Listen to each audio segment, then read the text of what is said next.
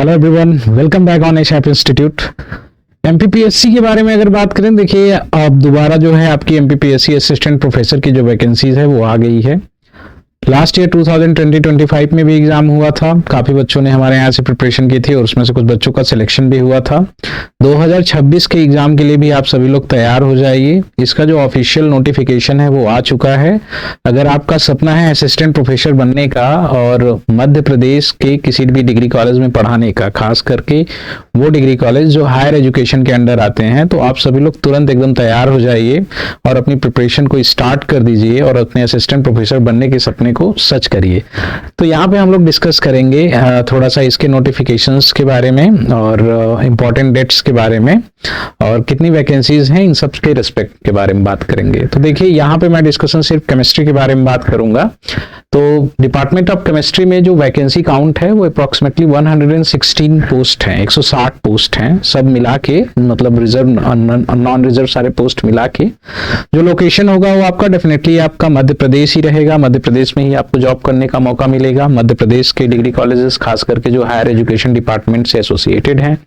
और recruitment type जो आपका होगा बिल्कुल वैसे ही जैसे लास्ट टाइम हुआ था, हालांकि अभी सिलेबस नहीं आया है उसका। सिलेबस के अपडेट के लिए हमें वेबसाइट पे बार बार विजिट करना पड़ेगा, जल्दी वो उसका अपडेट भी दे देंगे। तो आगे अगर हम लोग डिस्कस करें इसके पे लेवल के बारे में, तो आप देखो मंथली बेसिक पे जो है वो 57,700 है, लेवल 10। आपको इसमें डीए मिलेगा, एचआरए मिलेगा, ठीक है। आपको medical benefit and retired provision से रिलेटेड जो चीजें हैं वो सब आपको मिलेंगी। और भाई देखिए टाइम पे प्रमोशन का जो भी आपका गवर्नमेंट का जो भी अपना प्रमोशन का जो भी रूल होता है उसके अकॉर्डिंग आपको आगे चल के प्रमोशंस भी इसमें मिलेंगे। तो सफिशिएंट अमाउंट में सैलरी है आपके जीवन व्यतीत करने के लिए और असिस्टेंट प्रोफेसर बनके अपना सपना तय करने के लिए।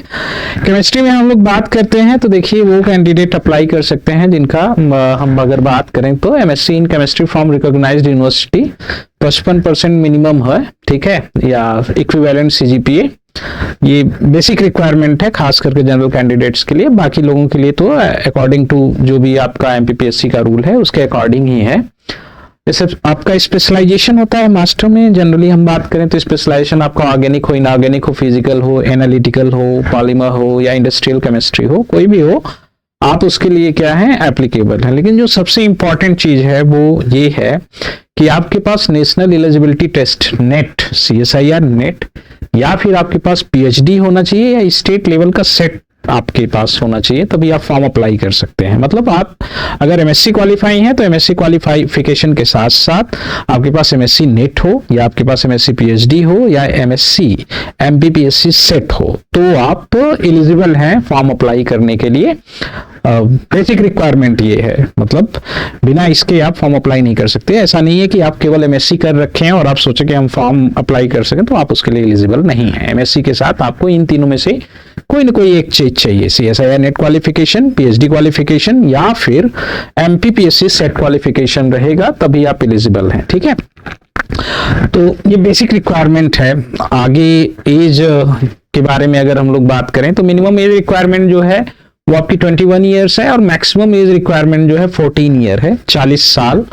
एज रिलैक्सेशन का जो प्रोविजन है वो अकॉर्डिंग टू जो भी हमारा रूल है एमपीपीएससी का उसके अकॉर्डिंग एज रिलैक्सेशन भी है।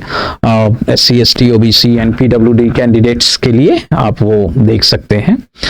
तो आगे अगर बात करें सिलेक्शन प्रोसेस के बारे में तो देखिए पहले तो आपको एप्लीकेशन फॉर्म भरना पड़ेगा, फिर आपका एक रिटन एग्जाम होगा, रिटन एग्जाम के बाद आपका पर्सनल इंटरव्यू के बाद भी आपका जो है फाइनल सिलेक्शन होगा। ओके, तो प्रोसेस तो ये रहेगा। और इससे रिलेटेड जो इंपॉर्टेंट डेट है कब से आपका जो है मतलब प्रोसेस स्टार्ट कब करनी है, एग्जामिनेशंस कब है, तो देखिए जो मतलब आवेदन प्रारंभ हुआ है, मतलब जो आपका ऑनलाइन आवेदन होगा स्टार्ट वो 17 अप्रैल से स्टार्ट होगा।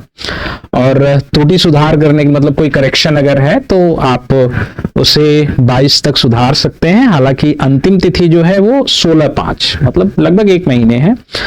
17 अप्रैल से लेके 16 मई तक 22 अप्रैल को ऑनलाइन आवेदन में त्रुटि सुधार की प्रारंभ तिथि है। 22 अप्रैल से प्रारंभ होगा त्रुटि सुधारने के लिए। ऑनलाइन आवेदन त्रुटि सुधार करने की अंतिम तिथि जो है वो मतलब लास्ट डेट जो है जो भी करेक्शन है आपको करने के लिए वो 18 मई है, ठीक है। और प्रवेश पत्र जो आपका आ जाएगा, ये बहुत अच्छी बात है कि इन्होंने सारी चीजें, मतलब ये पब्लिक सर्विस कमीशन बहुत अच्छे तरीके से एग्जाम खैर कंडक्ट करा रहा है। प्रवेश पत्र जो उपलब्ध है वो आपका 20/8 मतलब अगस्त महीने में 20 अगस्त 15 अगस्त के बाद आपको प्रवेश पत्र, मतलब आपका जो भी है वो आ जाएगा। एग्जामिनेशंस की जो तिथि अभी दे दी है इन्होंने, ऐसा नहीं कहा है कि कोई संभावित तिथि, इसका मतलब जो एग्जाम है वो 30 तारीख को ही कंडक्ट होगा, 30 अगस्त। जनवरी का मंथ चल रहा है, आपके पास 7-8 महीने हैं ताकि साल के 2025 काफी लोग खत्म करते करते एमपीपीएससी में क्वालिफाई करके असिस्टेंट प्रोफेसर बने। आप भी 2026 खत्म करते करते असिस्टेंट प्रोफेसर बनिए। इस साल का जो आपका खास करके अगर हम लोग बात करें, जो मैनिफेस्टेशन होना चाहिए वो यही होना चाहिए कि भाई एमपीपीएससी क्रैक करके हमें असिस्टेंट प्रोफेसर बनना है, ठीक है। और एक चीज बड़ी इंपॉर्टेंट देखिए, इन्होंने क्या दे रखे हुए, विलंब शुल्क 3000 रुपए के साथ आप 23/5 तक फॉर्म भर सकते हैं। उसके बाद अगर आप फॉर्म भरने जा रहे हैं, मतलब 5-8 अगस्त तक भी आप फॉर्म भर सकते हैं, बड़ी अच्छी बात है। मतलब 5-8-2026 तक भी बंदा फॉर्म भर सकता है अगर वो पेनाल्टी 25,000 रुपया देगा तो। कौन जाएगा इतना देने के लिए? आप कोशिश जरूर करिएगा कि आप पहले ही, जैसे ही फॉर्म स्टार्ट हो, जब भी फॉर्म स्टार्ट होगा उसके बारे में भी हम सभी लोग लेके आएंगे, उसके बारे में बात करेंगे। तो एमपीपीएससी खास करके अगर बाकी स्टेट्स पब्लिक सर्विस कमीशन के रेस्पेक्ट में बात करें तो Madhya Pradesh public service commission assistant professor के रिक्रूटमेंट को बिल्कुल वैसे ही प्राथमिकता दे रहा है जिस तरीके से पब्लिक सर्विस कमीशन या यूपीपीएससी के एग्जामिनेशंस वगैरह होते हैं। लास्ट ईयर भी इन्होंने टाइम पे ही सारी चीजों को कंडक्ट करा दिया, उसके पहले भी इन्होंने वैकेंसीज निकाली, अभी फिर इनकी वैकेंसीज निकली और सब कुछ आपको पूरा एक मतलब शेड्यूल के साथ दे दिया ताकि आप अपनी प्रिपरेशन स्टार्ट कर सके विदाउट किसी डिस्ट्रैक्शन के साथ। तो आप सभी लोग रेडी हो जाइए। एसएप इंस्टीट्यूट ने लास्ट ईयर भी अपना बैच जो है एमपीपीएससी से रिलेटेड चलाया था, जिसमें हमने जनरल स्टडीज एमपीपीएससी की और केमिस्ट्री वो आपको पढ़ाया था। बैच की जो लिंक है यहाँ डिस्क्रिप्शन में आपको रहेगी। सारी फैसिलिटीज मिलती हैं, जिन कैंडिडेट ने पढ़ा था उनका एक्सपीरियंस भी अच्छा रहा है। आप भी फटाफट इनरोल्ड करिए बैच में और अपनी प्रिपरेशन को अभी से स्टार्ट कर दीजिए। लास्ट मोमेंट का वेट बिल्कुल मत करिए। पूरी कंप्लीट गाइडिंग देंगे आपको कि किस तरीके से आपको अपनी तैयारी स्टार्ट करनी है, कहाँ किस टॉपिक को ज्यादा समय देना है, कहाँ नहीं देना है। बाकी एमपीपीएससी के जो प्रीवियस ईयर क्वेश्चंस पेपर है उनके सॉल्यूशंस भी आपको यहाँ पे अब मिलने स्टार्ट हो जाएंगे। तो बैच लॉन्च है, आप जाके उसमें इनरोलमेंट कर सकते हैं, अभी ऑफर भी है उस पर। और फटाफट आप सभी लोग इनरोलमेंट करिए और अपनी प्रिपरेशन को स्टार्ट कर दीजिए, बिल्कुल इंतजार मत करिए। ओके, बाकी एमपीपीएससी से रिलेटेड और कोई इन्फॉर्मेशन रहती तो उसे लेके हम आते हैं आपके सामने। अगर जैसे भी कोई इन्फॉर्मेशन आएगी तो उसे लेके आएंगे। Okay, bye bye.